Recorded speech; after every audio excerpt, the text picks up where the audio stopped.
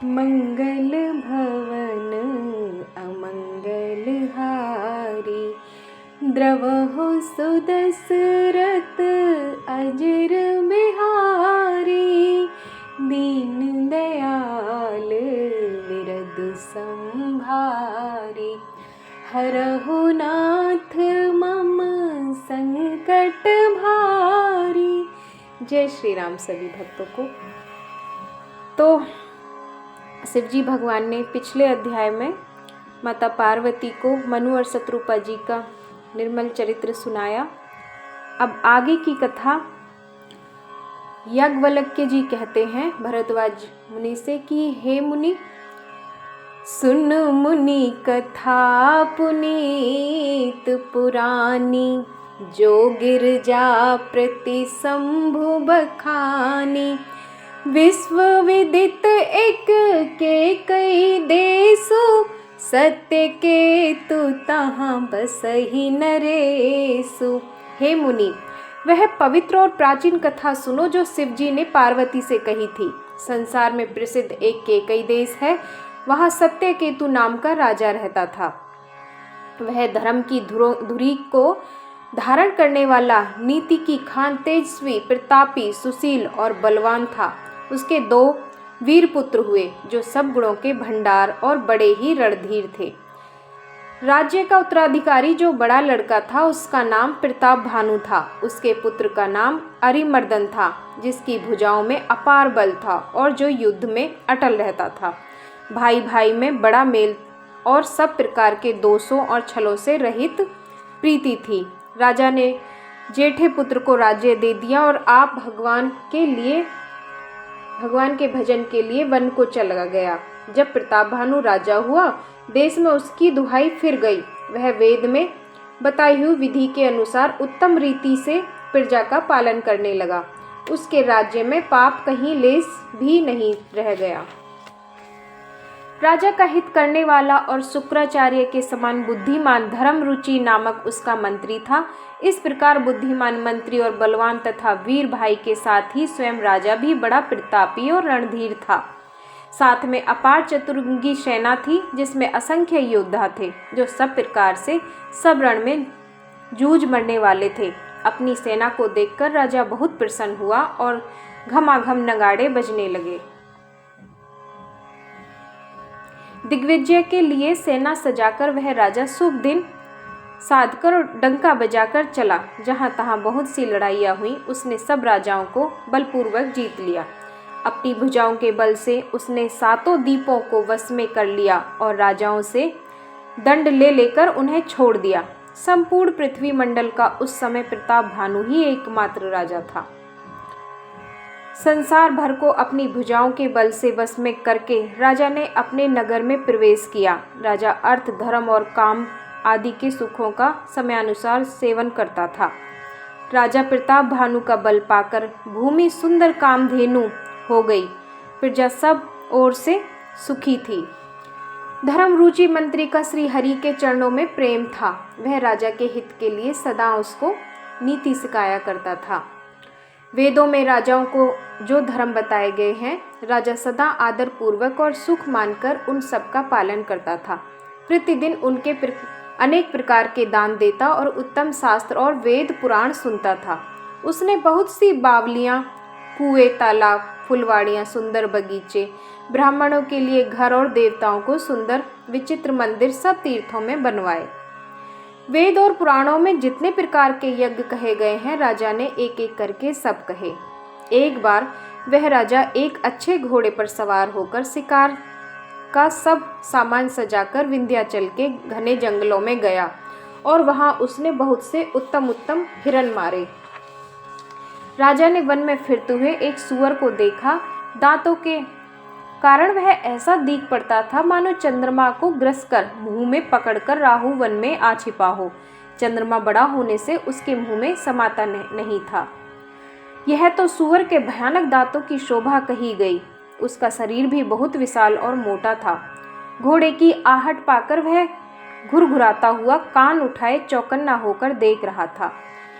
नील पर्वत के शिखर के समान विशाल उस सूअर को देखकर राजा घोड़े को चाबुक लगाकर तेजी से चला और उसने सूअर को ललकारा, अब तेरा बचाव नहीं हो सकता। अधिक शब्द करते हुए घोड़े को आता देखकर सूअर पवन वेग से भाग चला। राजा ने तुरंत ही बाणों को धनुष पर चढ़ाया। सूअर बाण को देखते ही धरती में दुबक गया। राजा तक तक कर तीर चलाता है, परंतु सूअर छल करके शरीर को बचाता है। सूअर बहुत दूर ऐसे घने जंगलों में चला गया जहाँ हाथी घोड़े का निभा नहीं था। राजा बिल्कुल अकेला था और वन में कलेश भी बहुत था। फिर भी राजा ने उस पशु का पीछा नहीं छोड़ा। बहुत परिश्रम करने से थका हुआ और घोड़े समेत भूख प्यास से व्याकुल राजा नदी तालाब खोजता खोजता पानी बिना बेहाल हो गया। वन में फिरते फिरते उसने एक आश्रम देखा। वहाँ कपट से मुनि का वेश बनाए एक राजा रहता था, जिसका देश राजा प्रताप भानु ने छीन लिया था और जो सेना को छोड़कर युद्ध से भाग गया था। प्रताप भानु का समय अच्छे दिन जानकर अपना कुसुम या बुरे दिन अनुमान करके उसके मन में बड़ी ग्लानि हुई। इससे वह न तो घर गया और न ही अभिमानी होने के कारण राजा प्रताप भानु से ही मिला।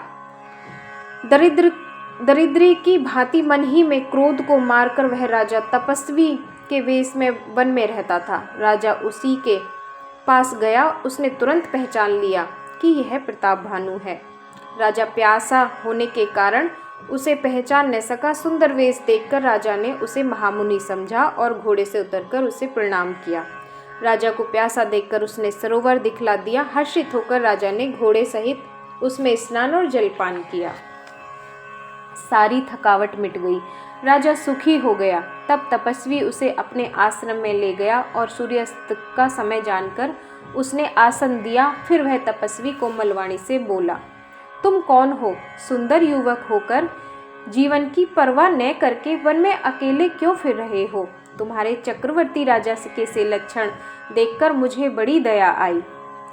राजा ने कहा कि हे मुनीश्वर सुनिए, प्रताप भानु नाम का एक राजा है, मैं उसी का मंत्री हूँ। शिकार के लिए फिरते हुए राह भूल गया हूँ। बड़े भाग्य से यहाँ आकर मैंने आपके चरणों के दर्शन पाए। हमें आपका दर्शन दुर्लभ था, इससे जान पड़ता है कि कुछ भला होने वाला है। हे तात, अंधेरा हो गया है। तुम्हारा नगर यहाँ से 70 योजन पर है। हे सुजान सुनो, घोर अंधेरी रात है, घना जंगल है, रास्ता नहीं है। ऐसा समझकर तुम आज यहीं ठहर जाओ, सवेरा होते ही चले जाना। तुलसीदास जी कहते हैं, जैसी भव्यता होनहार होती है वैसी ही सहायता मिल जाती है। या तो वह आप ही उसके पास आती है या उसको वहाँ बुला लेती है। हे नाथ, बहुत अच्छा। ऐसा कहकर और उसकी आज्ञा सिर चढ़ाकर घोड़े को वृक्ष से बांधकर राजा बैठ गया। राजा ने उसकी बहुत प्रकार से प्रशंसा की। फिर सुंदर कोमल वाणी से कहा, हे प्रभु, आपको पिता जानकर मैं ठिठाई करता हूँ। हे मुनीश्वर, मुझे अपना पुत्र और सेवक जानकर अपना नाम धाम विस्तार से बतलाएं। राजा ने उसको नहीं पहचाना, पर वह राजा को पहचान गया था। राजा तो शुद्ध हृदय था और वह कपटी करने में चतुर था। एक तो वैरी, फिर जाति का क्षत्रिय, फिर राजा। वह छल बल से अपना काम बनाना चाहता था। वह शत्रु अपने राज्य सुख को समझ करके दुखी था। उसकी छाती आवे की आग की तरह भीतर ही भीतर सुलग रही थी। राजा के सरल वचन कान से सुनकर अपने वैर को याद कर वह हृदय में हर्षित हुआ। कपट बोरी बानी मृदुल बोले जुगति समेत रामा, नाम हमार भिकारी अब निर्धन रहित निकेत रामा। वह कपट में डुबोकर बड़ी युक्ति के साथ कोमल वाणी से बोला, अब हमारा नाम भिकारी है क्योंकि हम निर्धन और अनिकेत हैं। राजा ने कहा, जो आपके सदस्य विज्ञान के निधान और सर्वथा अभिमान रहित होते हैं, वे अपने स्वरूप को सदा छिपाए रहते हैं, क्योंकि कुवेश बनाकर रहने में ही सब तरह का कल्याण है। प्रकट संत वेश में मान होने की संभावना है और मान से पतन की। इसी से तो संत और वेद पुकार कर कहते हैं कि परम सर्वथा अहंकार, ममता और मान रहित ही भगवान को प्रिय होते हैं। आप सरीखे निर्धन, भिखारी और गृहहीन को देखकर ब्रह्मा और शिव जी को भी संदेह हो जाता। आप जो हो सो हो, अर्थात जो कोई भी हो, मैं आपके चरणों में नमस्कार करता हूँ।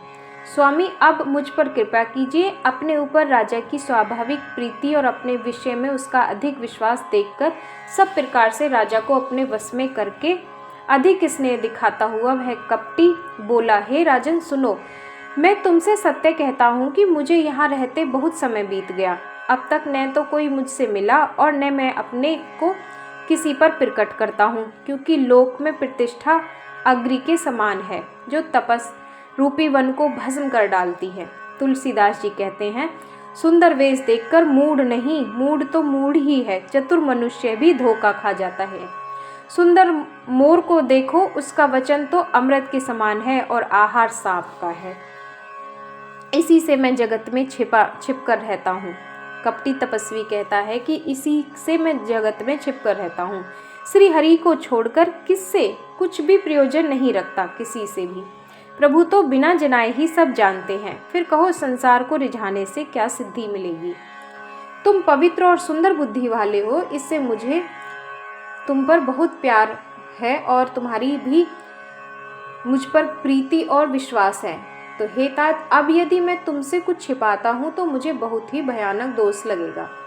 ज्यों-ज्यों वह तपस्वी उदासीनता की बातें कहता था, त्यों-त्यों ही राजा को विश्वास उत्पन्न हो जाता था। जब उस बगुले की तरह ध्यान लगाने वाले मुनि ने राजा को कर्म और मन वचन से अपना वश में जाना, तब वह बोला, हे भाई, हमारा नाम एक तनु है। यह सुनकर राजा ने फिर सिर नवाकर कहा, मुझे अपना अत्यंत सेवक जानकर अपने नाम का अर्थ समझाकर कहिए। कपटी मुनि ने कहा, जब सबसे पहले सृष्टि उत्पन्न हुई थी तभी मेरी उत्पत्ति हुई थी, तब से मैंने फिर दूसरी देह नहीं धारण की, इसी से मेरा नाम एक तनु है। हे पुत्र, मन में आश्चर्य मत करो, तब से कुछ भी दुर्लभ नहीं है। तब के बल से ब्रह्मा जगत को रचते हैं, तब ही के बल से विष्णु संसार का पालन करने वाले बने हैं, तब ही के बल से रुद्र संहार करते हैं। संसार में कोई ऐसी वस्तु नहीं जो तप से न मिल सके। यह सुनकर राजा को बड़ा अनुराग हुआ। तब वह पुरानी कथाएं कहने लगा। जय श्री राम।